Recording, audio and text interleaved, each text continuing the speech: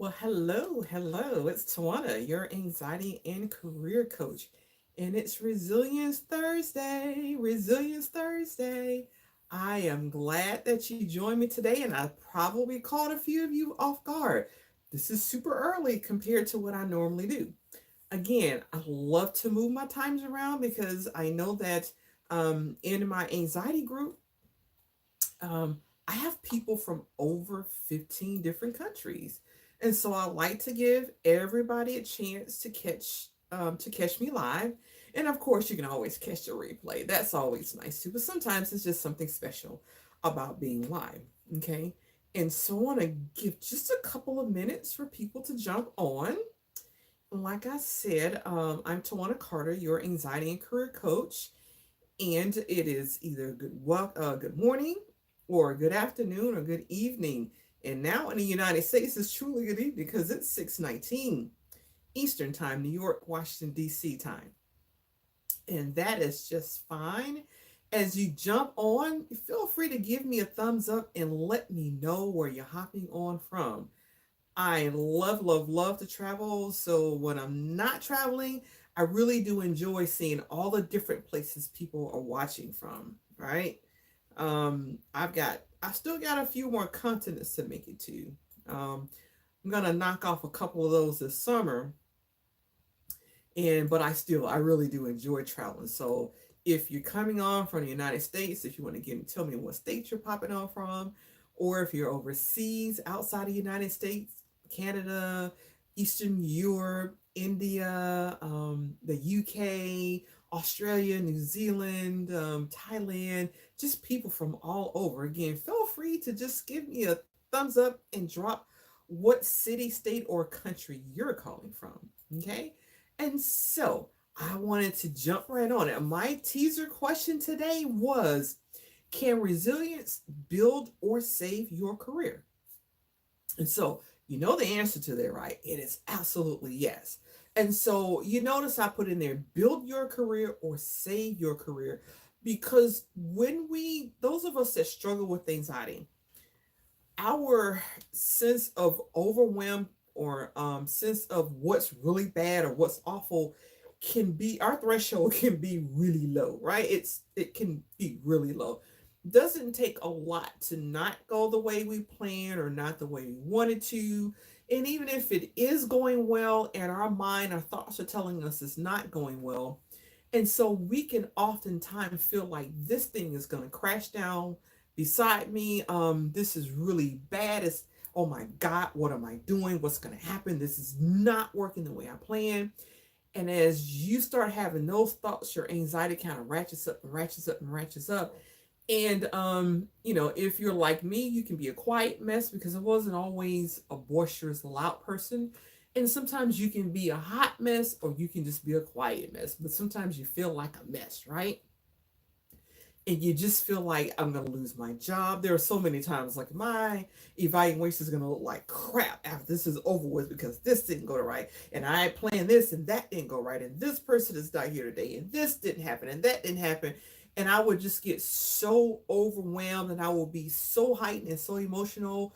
The one thing I didn't do was I didn't cry. I just kind of felt like that was my last resort. I'm not gonna cry. I'm not gonna cry. And there were many days I got home, and on the way home in the car, I cried. But I was like, I'm not gonna cry at work. I'm not gonna cry at work, even if that meant leaving a meeting, or the meeting's over with, and I go to the restroom and I get some paper towels and I stick them inside my eye, to keep the tears from running down. But I was like, I was determined not to cry in front of people, and that was just my silly hang up about what crying meant. So saying, if you're there, you feel like your career has already been affected because you have anxiety, and you don't feel that you're performing at your best. So the answer to that question is absolutely yes. Resilience can help you save your career, because here's the thing with resilience: wherever you are, you can start building resilience, right? You can go in and look at, and I tell people this, when you're talking building resilience, don't start with your work with your weakest, where you feel like you're the weakest at. Start with what you feel you're near, the best or the best at, your strongest suit. What do you do the best? Right?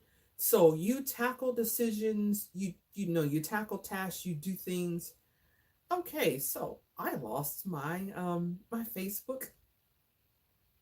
Looks like I lost my Facebook stream, but we'll keep going. It'll catch up, right?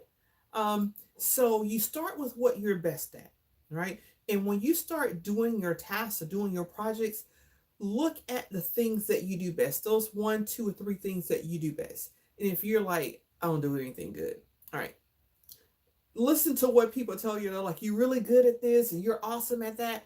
Talk to those people that tell you that, and talk those three things that they tell you. When you start doing your projects or taking your tasks and whatnot, start with those because those are your strengths, all right? And what that will do is once you get wins there, you'll feel much better to tackle harder things or the things that you need to pull up on, right? And that's where resilience comes in at. If you're not in a crisis mode, you can build resilience. If you're in crisis mode, you can stand firm and do what you need to do, get the courage and do what you need to do and still progress, right? And once you get through that, you sit back and always do what we call an after action report. That is just looking back at how you performed. Look for the positive things first, because I know how it is when we have anxiety, we want to awfulize and look at the worst things. No, you want to look at what went well. And if you think nothing went well, find some trusted people who you know that are straight shooters and let them tell you what went well.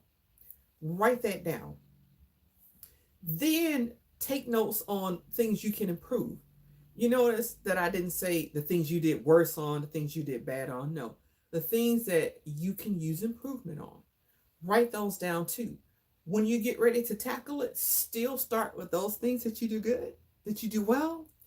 Then you build on the things that you improve upon. I'm still not saying you're bad at it, you don't know how to do it. I'm saying the things you need to improve upon, the things that need to challenge you. It is a reframe. We want to get away from bad and good. What's going well and what needs to be strengthened. What's going well and what's a challenge. What's going well and what needs to be improved. See how different that sounds to know what's bad, what I'm not good at? It's difference. It's a huge difference. You can start to build resilience there. If you are not already doing it, journaling is your best friend here, right? Because when you journal and you write down your thoughts, that is one form of looking at your thoughts. Hi, Allison. Thanks for joining. When you write down those thoughts and then you come back 30 days later and look at where you were, well, there's a second look. They're your ideas, but now you get it's metacognitive. Cognitive is writing down and you're thinking when you write. Metacognitive is just thinking about your thinking, and that's what happens when you read what you wrote in a journal 30 days later, 90 days later, a year later. But you can see where your headspace was. You can see where your mindset was. And you can see things that you need to improve. Not things you're doing bad. Things you need to improve upon. And you can also look at the things that you did well. Because you need to do both to build resilience, right? So that is my short talk to you today about Resilience Thursday. Tomorrow is Open Topic Friday. If you have something you want me to cover, by all means, drop a comment here or send me a direct message in Facebook and I will cover that topic for you tomorrow.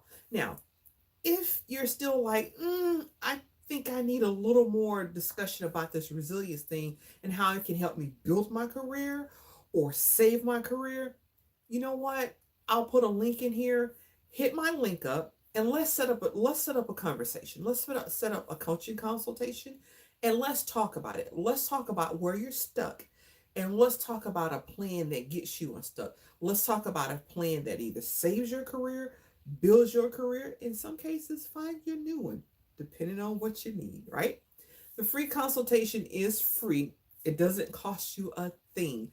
I'll drop the link in here and then we can go from there. Set up something that is helpful and convenient to you. Those are my motivational nuggets today. That's my truth. Enjoy your Thursday.